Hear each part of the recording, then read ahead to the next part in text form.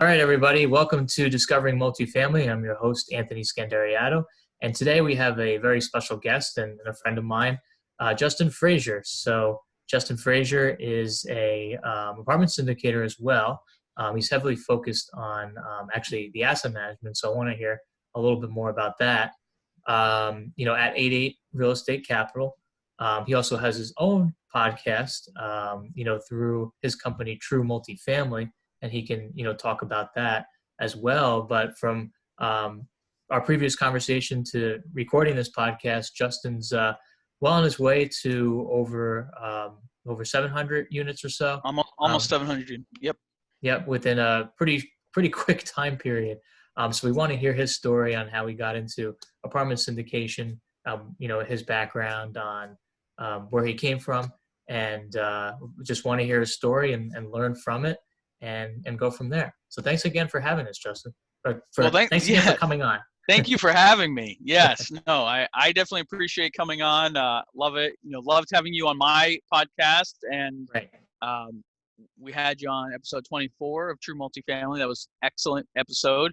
And, I'm really happy to be here as well. And so, so if you want me to jump in, I can go through my bio a little bit. But, I started 6-7 years ago with a single family house. I found bigger pockets and got excited about real estate and thought, oh, this will be like a, maybe support my retirement or something. And so I put like 18 grand into a down payment on a house in Trenton, and it started cash flowing. And I was like, oh, that's pretty awesome. Let's do more of that, And so it started growing, and, bought another one, brought on some partners, bought a third, and then decided to go flip a house, which I hated.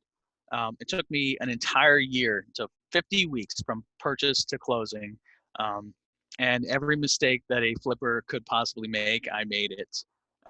And so I realized that it was taking so much of my time away from my family, and sort of evaluated, like, man, I'm spending more time at Home Depot than I am like seeing my wife and being at home. And so that was a eye opener for me, and realized, okay, flipping, not for me, wholesaling, not for me. And then I started thinking, all right, well, let me go back and buy more houses. And I realized, man, that takes a lot of houses, cash flowing $200 a month or so to get to where I want to be financially, where my goals are. And so then I started researching into apartment investing and syndication. And that set me on the path to where I am now, which is that really you can go a lot further with partners and bring on a lot more properties and projects by bringing in outside money and outside partners and outside expertise. And so I started down that path, and eventually then, I'd say probably a year and a half after I decided to do that, bought a 40-unit property. A few months after that, lost my full-time day job. I used to be a project manager at a software company, and just decided to stick in it full-time. And I'm sure we'll get into this, but got into some partnerships and really leaned on my project management skills to translate to asset management, and ended up partnering up with Matt Faircloth. And now we've got almost 700 units that I'm a partner on, owner, asset manager, and partner. So it's been a wild few years here. Things are growing quickly, and I'm having a lot of fun too. That is awesome. No, I love to hear that story of the single family house, and you realized it's going to take a lot of these to scale. So can you kind of talk about that light bulb moment, whether what drew you to syndications and apartment investing? Was it specifically the scalability issue? A lot of it, yeah. I mean, I was, when I started, the first 3 houses that I bought, I just picked up on the MLS, and they're great deals, and they're screaming deals. Actually, just 2 weeks ago, I sold one of them and made $30,000 profit. And I didn't put any money into this thing. It's just riding the wave of the market up. But now that same house, I wouldn't buy that same house for what I sold it for, right? It wouldn't cash flow at that number. So there was a time where, you could just pick these things up on the MLS. They cash flow great and great. And then it got harder. And I tried some mailing campaigns, and I tried a few different things, wholesalers, nothing. It wasn't working, and I really tried to assess like what I was good at. And in my day job, being a project manager, I organize people to get stuff done, and that's really sort of how I summarize what a project manager does. And so I realized I was actually the host of a meetup, and we had invited Matt to come speak about. He had closed a 49 unit deal, and so he came and gave us a case study about it and was talking about all the benefits. And that literally that night was a light bulb. And I'm sitting in the back watching this thing. I'm like, wow, that I could do that. All the things that he's talking about, he's not talking about like, all the details of it. It's more like being in that role is like you're the organizer of the people in that role. So you can bring in someone that is really good at running the numbers. You can bring in someone to help you raise the money. You can bring in someone that knows the market or whatever. And so you still have to do a lot of work, but I've always been more natural fit to be that organizer in the middle. And so that's what sort of hit me off the point of like, all right, let me go try and do that. But of course, then it wasn't like, oh, I decided and now I'm doing it, because obviously there's a lot of steps in between. And so we had to learn. I had no credibility in the multifamily space because I had 3 single family houses. And so I started like calling brokers, and I didn't even know like how to pick a market. Literally drew a circle on a map, like 8 hours drive from where I live, and said, okay, I'm going to invest in one of these towns. And so like Harrisburg was there, and Syracuse, and Richmond, and Norfolk. And so, all these towns that I could possibly invest in. And I just started calling brokers and looking for deals, looking on LoopNet, and the deals on LoopNet even then were not very good. But at least it got me connections with brokers. And so I started talking to brokers, looking at whatever they wanted to send me. And I would take vacation days, and I would go leave my day job and go to look at these properties. And so I started building relationships. I'd go to Virginia, I'd meet with this broker, I'd buy him lunch, I'd buy him dinner, we'd walk a property, I'd meet with property managers, I'd start to build like a local team and just try to learn the market, learn the area. And really the only way to do that is time and hours and repeated visits. And so every time he had a deal, I'd take a vacation day and I'd go. And my wife's like, "Where are we not going to the beach this year? Like, where's all of your vacation days are going?" And so I got rid of them, and I kept going to look at property. And so eventually, I saw a few, I made offers on a few, but the broker was like, "Look, the seller, I can't sell you to a seller. I can't make the case." Like, he's like, "I like you, but I have no evidence that you can ever close on a deal like this." I was looking at deals like maybe in the $3 million range, 2 to 3 million. And so that meant I probably would have had to come up with about, $500,000 to $1 million, depending on the deal. And so with no credibility and no experience, I approached Matt and said, "Look, we had known each other for years here in Jersey. We're both in the same market." And I said, "Look, I want to go do this. I'm inspired to go do this. Here's what I can do. Here's my strengths." And he knew most of that anyway, because we hadn't ever worked together, but we had worked together on the RIA. So we had volunteered at the same organization. So I'd helped him there. We'd worked together on meetups. So it wasn't like I was someone off the street, coming in like, "Hey, mentor me." It was, "I'm going to go do this. I'd love for you to be a part of it. And here's how you would add value. Here's how I'll add value." And so we defined what I needed from him, which was really credibility. So instead of me and my 3 units, it was we and our, call it 203 units, right? So where as a partnership, we're much stronger, and no one's asking like, "Oh, how many do you have and how many does he have?" It's us. Our partnership has hundreds of units at that point.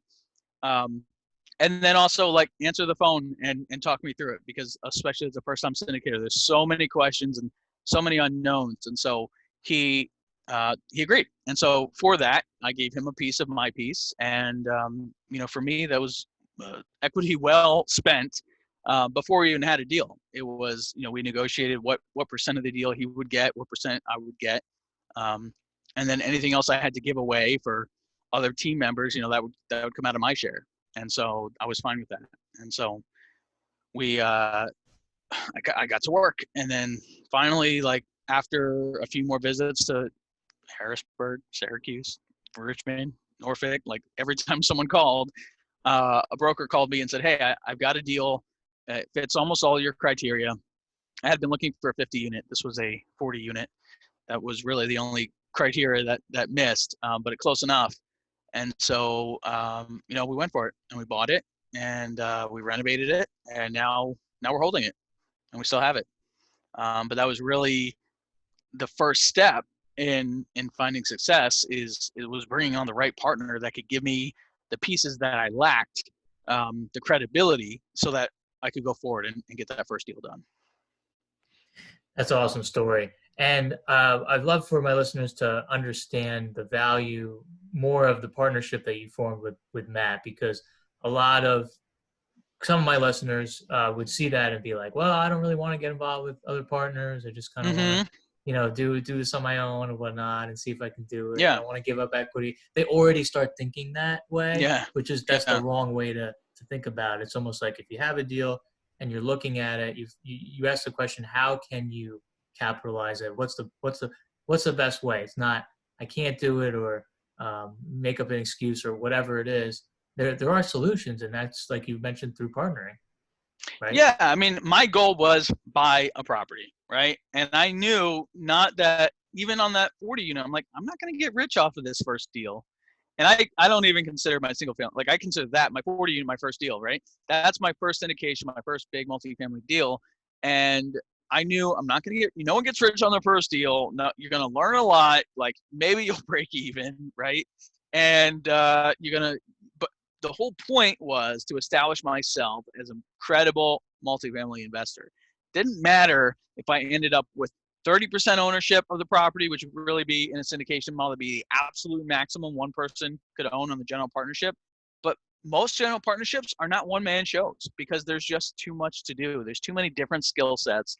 And when you are buying a multifamily property, it's a business, right? And very few businesses operate as one-man band. So we have someone who's really good at underwriting. We have someone who's really good at raising money. We have someone that's really good at organizing everything.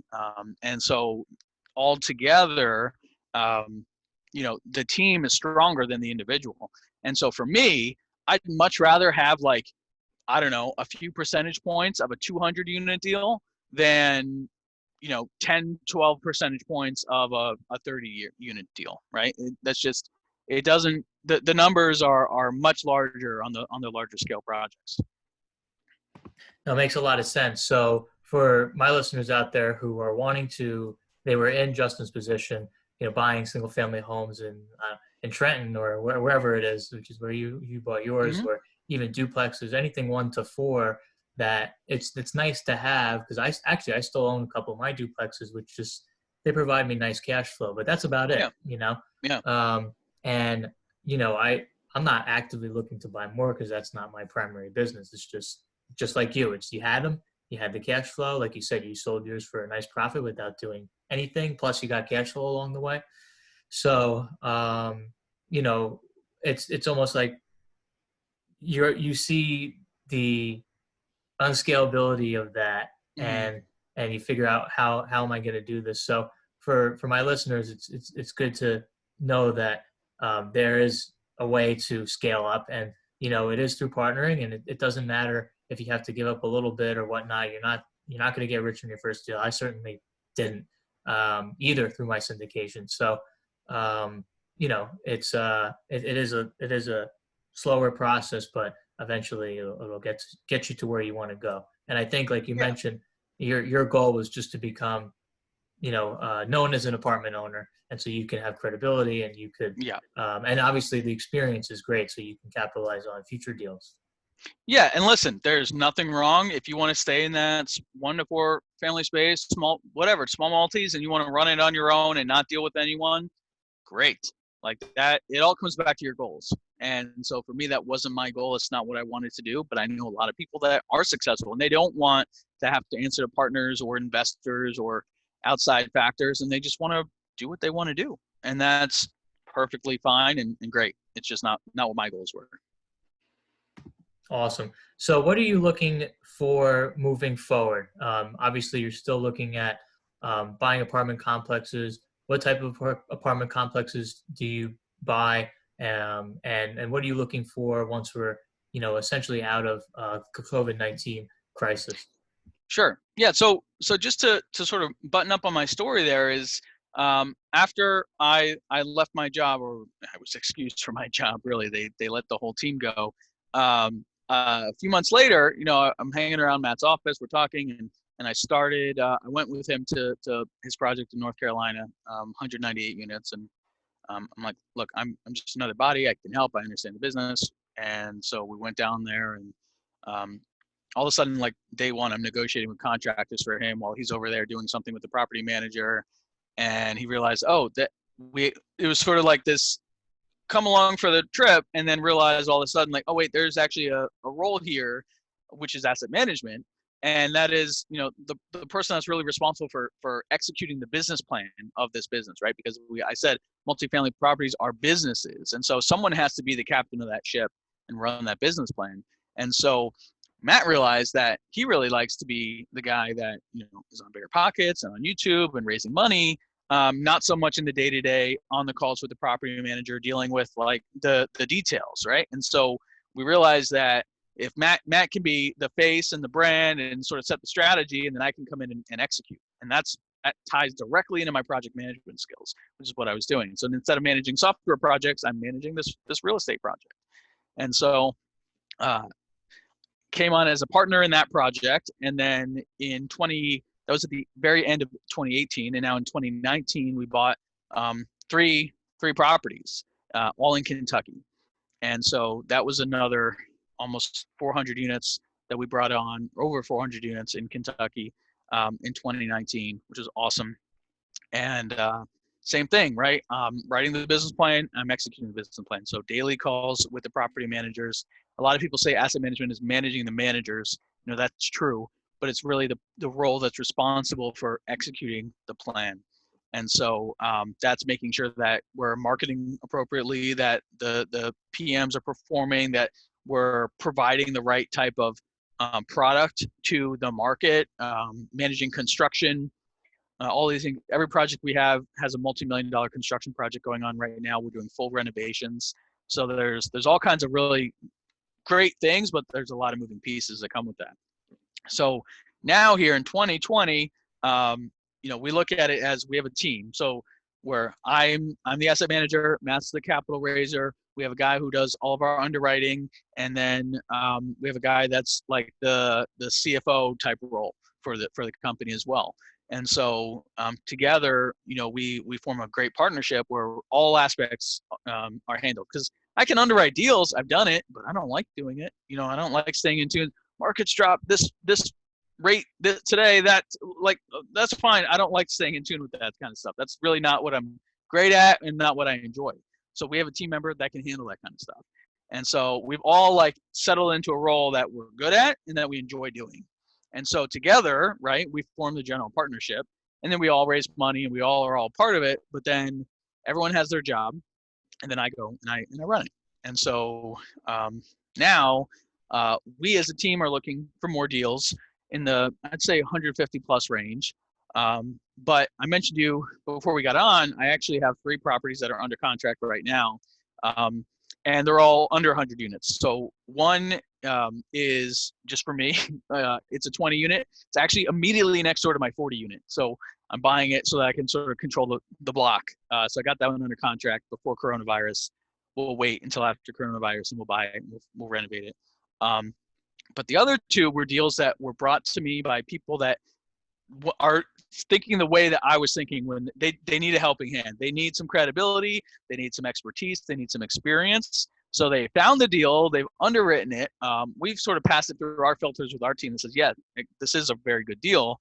And now they want me to help run it, me to asset management, to teach them, to guide them. So I'm finding opportunities here where people want me to come in as an equity partner, to not only do the asset management, but to teach asset management through the ownership of these properties. And then on the larger one, we brought in Matt as well, because Matt and I are a great team, and to have us on board, it's great because we can bring all of our experience. It's in a market that we know, and so the guy that brought the deal is really like for syndication. He's looking for experience. So he's like, basically handing it to Matt and me and saying, run it. I want to be part of it. I want to learn as we go. And so he gets a nice equity stake for that, for finding and underwriting the deal. But now the risk has shifted to us because we're going to raise it. We're putting up the money and all that kind of stuff. So that's going to be a great deal too. So looking for deals for us, but also for partnerships, also to help other people that are going through this, the first time syndicators, and people need help. And my mission with the podcast is that we don't speak about asset management enough. We don't talk about what happens after the close nearly enough. And so that's really the mission that I've been on, is to help people understand that there is a whole business that comes. You can pop that champagne when you close. Congratulations, you've just bought yourself a job. now let's go not only make you money, but we have to make our investors all these returns that we just promised. So how do we do that? And that's where asset management comes in. Absolutely. And that's the difference between a good sponsor and a bad sponsor, right? They really put their investors first. And they really look out for the property. And because they're invested in the deal too, their time, energy, money, everybody's on the same page. I see a lot of sponsors when they have a deal that, whether they just bought, they're already on to the next deal. And it's like, well, did you add any value yet? Or right. What's the business plan? So at least for me as well, especially if it's, in a market where I just bought, I want to kind of prove out that plan. And if another opportunity comes up in the same market, it's like, okay, well, we're already proving that plan and it's working. Let's move on to another opportunity. A lot of people just jump the gun. So what would you say to syndicators, like just looking at way too many deals and they have the shiny object syndrome, which is just not, it's not well, to syndicators or to even people that want to get involved in a syndicated deal, obviously we have to disclose where all the fees are going. And as a syndicator, we make money on the acquisition fee, as we should. But I want to talk to, especially as I'm vetting partners or people that want me to come in and help them run their deals, because I don't want to get involved with someone, have them take a big acquisition fee, and then walk away and leave me to clean up the mess. And now I've got to asset manage this thing that wasn't underwritten properly, and all the assumptions are off, and now I'm the one stuck with the headache. We have to make sure that all the interests are balanced. And so, especially a first timer, like you want to know that they're not getting distracted, that this is their focus, because people are taking money out of the stock market and putting it into their IRA and investing in your deal, or they're taking the money out of their savings accounts and investing in your deal. And that is really heavy if you really stop and think about it. And that's something that I learned as I was raising money for my 40 unit. I had a guy call me and said, this is going to close, right? Because I'm literally selling stocks right now in my IRA, and I'm going to put it into your deal. So this is going to close, and this is going to be okay, right? And so we had to talk about it. And he was more concerned that he was going to sell the stocks and then the deal wasn't going to happen even.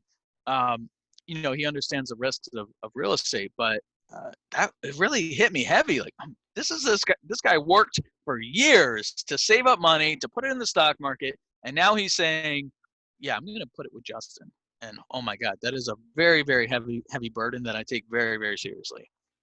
Oh, that's great. People don't realize that, and some people that I've spoken to just don't realize how.